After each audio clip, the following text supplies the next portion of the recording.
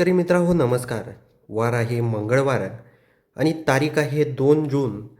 तर 2 जूनला वातावरण कसं असणार आहे? चला तर आजच्या व्हिडिओतून आपण जाणून घेऊया. तर महाराष्ट्रामध्ये जे वातावरण असणार आहे हे दुपारी 2 पर्यंत 2 जूनला कडक उन्हाचा तडाखा असणार आहे. त्याचबरोबर आपण जर दुपारी 2 नंतर बघितलं तर वातावरणामध्ये प्रचंड बदल होताना आपल्याला दिसत आहे. म्हणजे आपण जर बघितलं तर संध्याकाळी 5च्या सुमारास जर बघितलं तर पुणे परिसरामध्ये आपण इथे बघू शकता फक्त ढगाळ वातावरण आपल्याला दिसत आहे. त्याचबरोबर पुंड, लावसा, त्याचबरोबर चाकण हा जर परिसर बघितला तर या परिसरामध्ये ढगाळ वातावरण आहे. त्याचबरोबर वाऱ्याचा वेग देखील या परिसरात असणार आहे. त्याचबरोबर आपण जर भोर परिसर बघितला, सासवड परिसर बघितला, त्याचबरोबर जेजुरी या परिसरात जर आपण बघितलं तर या परिसरात देखील ढगाळ वातावरण असणार आहे. वातावरण ज्या पद्धतीनं बदलत आहे त्याच पद्धतीनं पाऊस पडण्याचे देखील पुढील काळात चिन्ह आहेत. आपण इथे बघू शकता आता काही भागात जोरदार स्वरूपाचा पाऊस देखील पडू शकतो. आपण इथे बघू शकता आपण जर मुरबाड त्याचबरोबर उल्हासनगर, शहापूर हा जर परिसर बघितला तर या परिसरात हलक्या ते मध्यम स्वरूपाचा पाऊस हा हा मंगळवारी 2 तारखेला पडणार आहे. हा अंदाज शेतकऱ्यांनी लक्षात घ्यायचा आहे.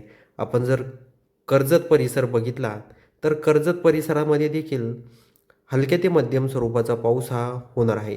त्याचबरोबर लोणावळा खाली जर आपण नागठाणे, लावसा, माणगाव, महाड, मंडणगड, खेड, दापोली, महाबळेश्वर हा संपूर्ण परिसर जर आपण बघितला, आपण इथे बघू शकता या परिसरात देखील हलके ते मध्यम स्वरूपाचा पाऊस हा पडणार आहे.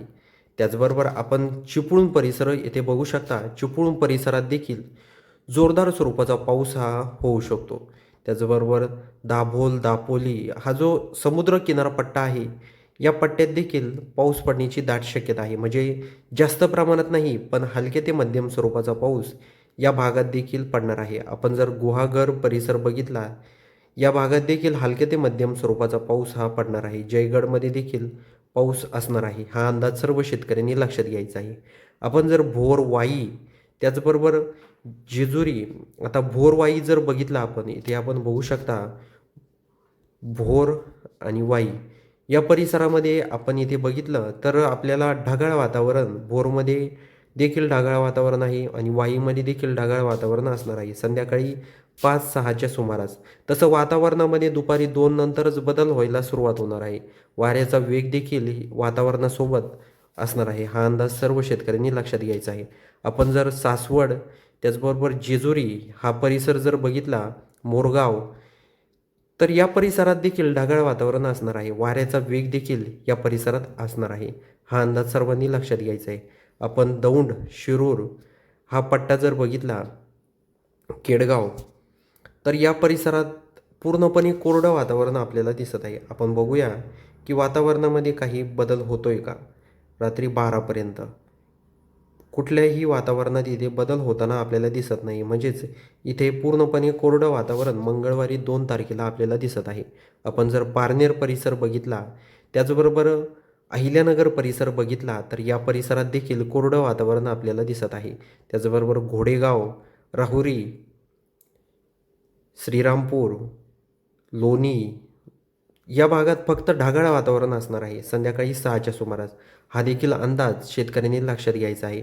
आपण जर गंगापूर परिसर बघितला तर गंगापूर परिसरात देखील कोरडं वातावरण आपल्याला दिसत आहे. पण वैजापूर परिसरात ढगाळ वातावरण आहे. येवल्यामध्ये देखील ढगाळ वातावरण असणार आहे. कोपरगावमध्ये देखील ढगाळ वातावरण असणार आहे.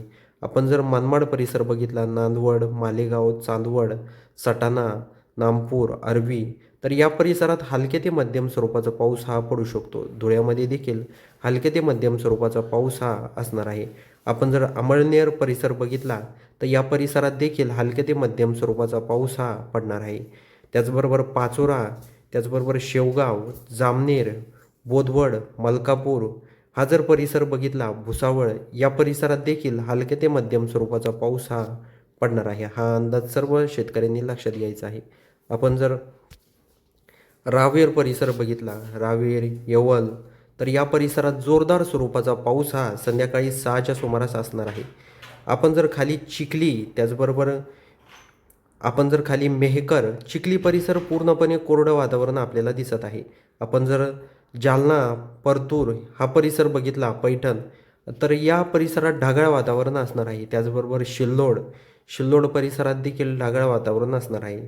पाथर्डीमध्ये कोरडं वातावरण आहे. वातावरणात कधी पण बदल होऊ शकतो. म्हणजे एक एक तासाला वातावरणामध्ये बदल होत असतो. हा अंदाज सर्वांनी लक्षात घ्यायचा आहे. आपण जर जामखेड परिसर बघितला, पाटोदा, सपापूर, भूम, तर या परिसरात हलक्या ते मध्यम स्वरूपाचा पाऊस हा पडणार आहे. आपण बार्शी परिसरात इथे आलेलो आहे आणि इथे आपण बघू शकता येथे देखील जोरदार स्वरूपाचा पाऊस होणार आहे. तेर, त्याचबरोबर धाराशिव या परिसरामध्ये हा अंदाज सर्व शेतकऱ्यांनी लक्षात घ्यायचा आहे. आपण जर तुळजापूर भागातले असाल, तर तुळजापूर म्हणजे आता विषय काय आहे, धाराशिवमध्ये जोरदार स्वरूपाचा पाऊस होणार आहे. त्यामुळे तुळजापूरमध्ये हलके ते मध्यम स्वरूपाचा पाऊस 100% होऊ शकतो. हा अंदाज देखील आपल्याला लक्षात घ्यायचा आहे. आपण जर नलदुर्गा परिसर बघितला, तर येथे देखील हलके ते मध्यम स्वरूपाचा पाऊस हा असणार आहे. म्हणजे हा या पट्ट्यामध्ये आपण जर अक्कलकोटमध्ये जर बघितलं, तर इथे पूर्णपणे आपल्याला म्हणजे कोरडं वातावरण दिसत आहे. पण इथे ढगाळ वातावरण असणार आहे. म्हणजे ढगाळ वातावरण नाही.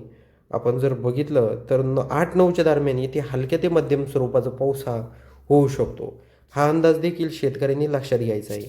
म्हणजे विषय काय होतो, जसं-जसं आपण पुढे जातो किंवा वेळ पुढे जाते, तसं-तसं वातावरणात बदल होतो आणि अनेक भागात पाऊस देखील होऊ शकतो. उमरगा परिसर बघितला, उमरग्यामध्ये देखील जोरदार स्वरूपाचा पाऊस हा संध्याकाळी 6 वाजता मंगळवारी होणार आहे. औसा, लातूर, त्याचबरोबर आपण जर अंबाजोगाई परिसर बघितला, तर या परिसरात देखील पाऊस हा हलक्या ते मध्यम स्वरूपाचा पाऊस असणार आहे. जिंतूरमध्ये जोरदार स्वरूपाचा पाऊस हा संध्याकाळी 6 वाजता असणार आहे. शेलू, जिंतूर, पाथरे, त्याचबरोबर परभणी, शेवगाव हा अंदाज सर्व शेतकऱ्यांनी लक्षात घ्यायचा आहे. तर शेतकरी मित्रांनो, तुम्हाला एक पूर्ण मनापासून विनंती आहे, आपण जर आपल्या चॅनलवर नवीन असाल किंवा तुमचे काही प्रश्न असतील, तर आपल्या कमेंट बॉक्समध्ये सांगायला विसरू नका. तर भेटूया पुढच्या व्हिडिओमध्ये अशाच माहितीपूर्ण व्हिडिओसह. तोपर्यंत नमस्कार.